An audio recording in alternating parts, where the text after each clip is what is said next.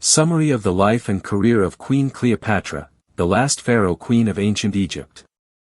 Chapter 1, Childhood and Family, 69 BC, 51 BC. Cleopatra VII Philopator was born in 69 BC in Alexandria, the capital of the Ptolemaic Kingdom of Egypt. This was a dynasty ruled by Greeks in Egypt. After Alexander the Great's death in 323 BC in Babylon, Ptolemy I Soter, one of his closest generals, seized control of Egypt, founding the Ptolemaic dynasty. By the time Cleopatra was born, the Ptolemaic dynasty had weakened, heavily reliant on Rome to maintain power. Her father, Pharaoh Ptolemy XII Auletes, was a weak king who frequently paid tribute to Rome to be recognized as an ally, earning contempt from the populace for his lack of leadership.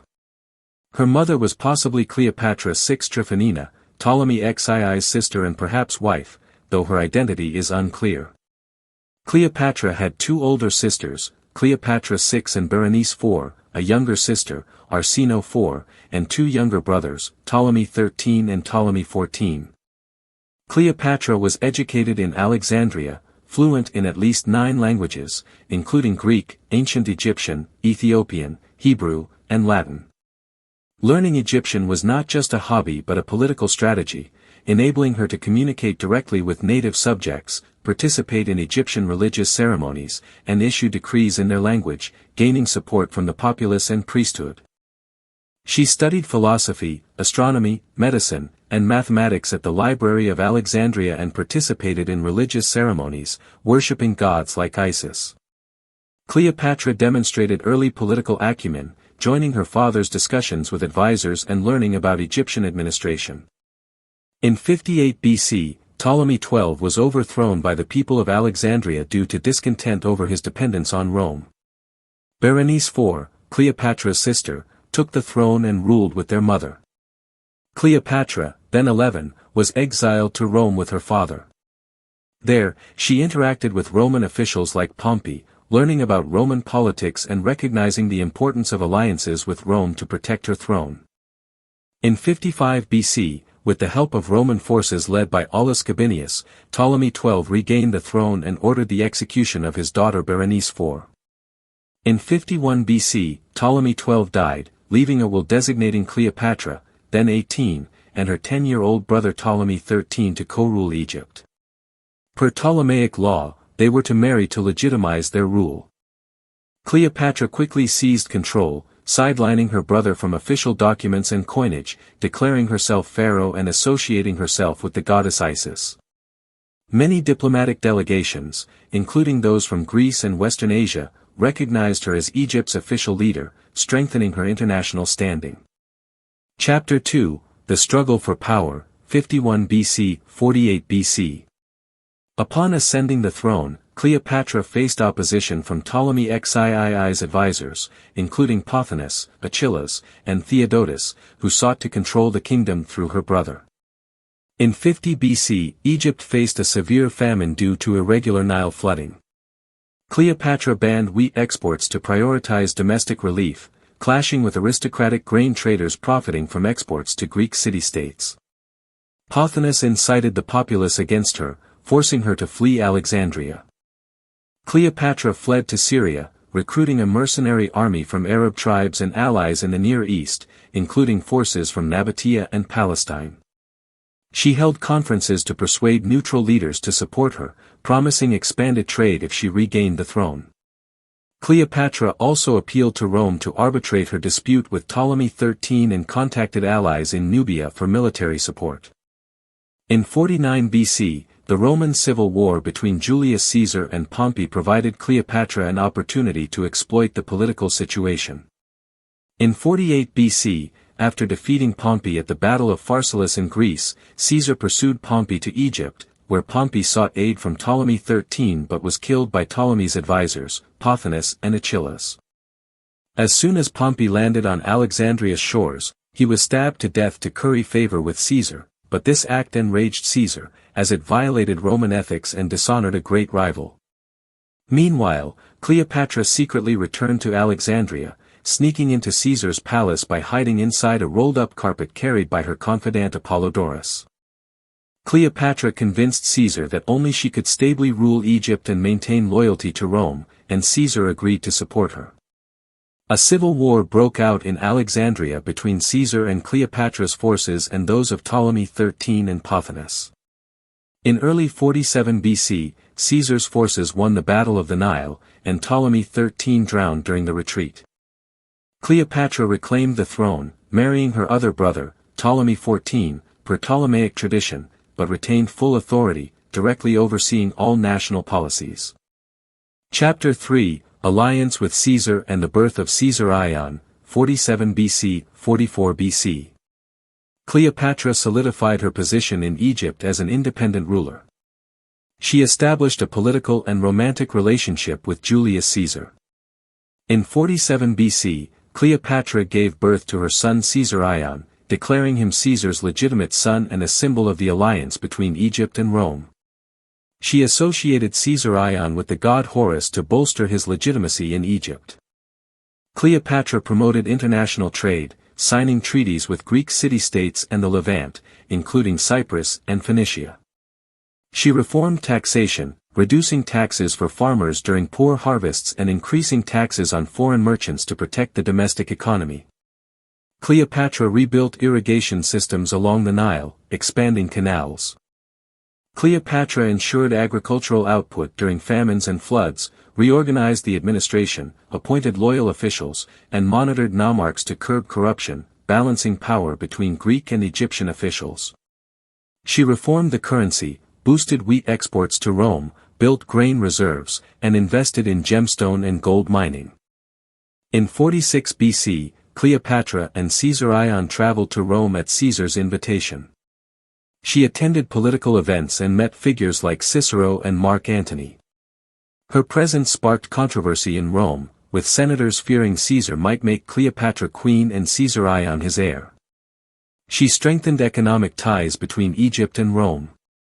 Cleopatra built a temple to Caesar in Alexandria to legitimize her son. In 44 BC, Julius Caesar was assassinated in the Roman Senate on March 15. Cleopatra and Caesar Ion immediately left Rome to ensure their safety amid the political chaos following Caesar's death. Back in Alexandria, she made Caesar Ion co-king, reformed the army, and built a naval force to defend the eastern Mediterranean, preparing for challenges from Rome, especially from Octavian, Caesar's designated heir. In 41 BC, Cleopatra was summoned by Mark Antony, a member of the Second Triumvirate alongside Octavian and Lepidus, to Tarsus to explain Egypt's loyalty after Caesar's death. Cleopatra arrived on a lavish ship with purple sails and silver oars, dressed as the goddess Aphrodite.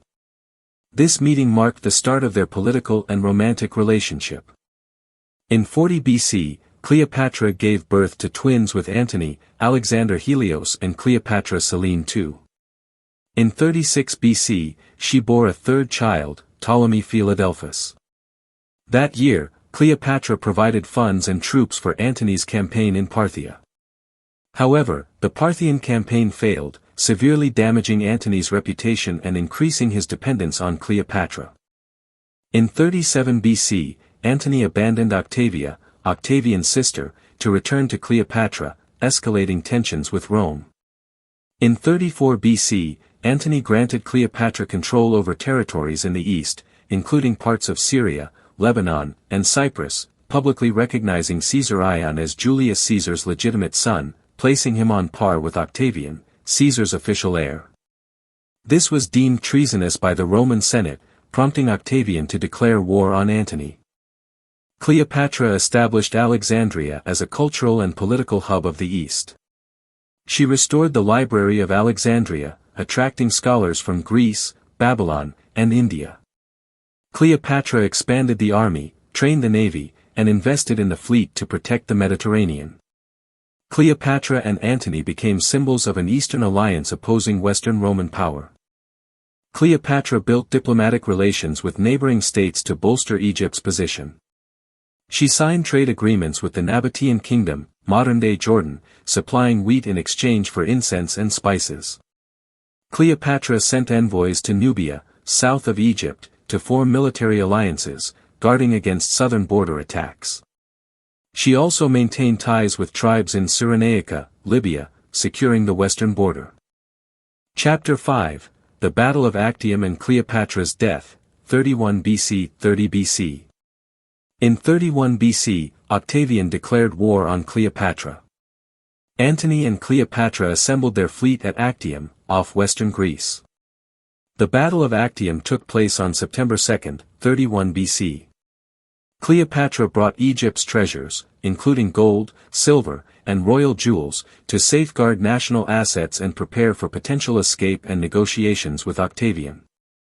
Seeing her fleet overwhelmed by Agrippa, Octavian's general, Cleopatra ordered a retreat to preserve her forces and national assets, believing Egypt would be more defensible on land than at sea in Greece.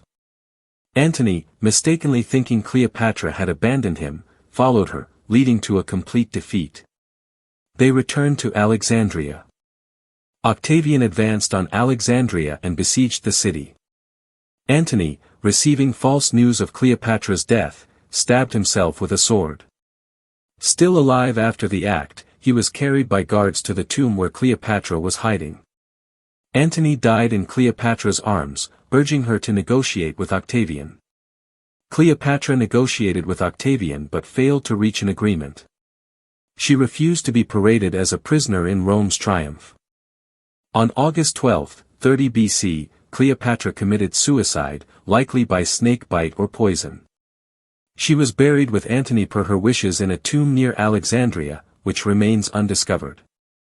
Caesar Ion was executed by Octavian to eliminate any threat as Caesar's heir. Cleopatra's children with Antony were raised by Octavia, Antony's former wife. Egypt became a Roman province, ending the Ptolemaic dynasty. Chapter 6, Legacy and Contributions to Humanity. Cleopatra was the last ruler of the Ptolemaic dynasty, blending Greek culture with Egyptian identity. She supported astronomical, medical, and translation research at the Library of Alexandria. She maintained a policy of religious tolerance, building temples for both Greek and Egyptian gods. Cleopatra associated herself with Isis, presenting herself as the goddess's earthly embodiment.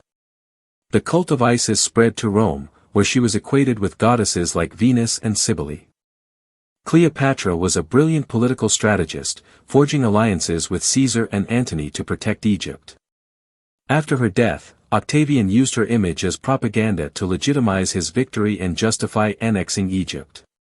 He portrayed her as a dangerous foreign queen who seduced Antony against Rome, encouraging poets to depict her as a symbol of Eastern decadence, contrasting with Roman virtue. Cleopatra's cultural legacy endures through millennia in poetry, painting, theater, and film. Shakespeare's Antony and Cleopatra shaped her image in Western culture, portraying her as a powerful and seductive queen. Her legacy inspires generations, symbolizing beauty, intelligence, and female leadership, influencing art, literature, and perceptions of women's roles in history.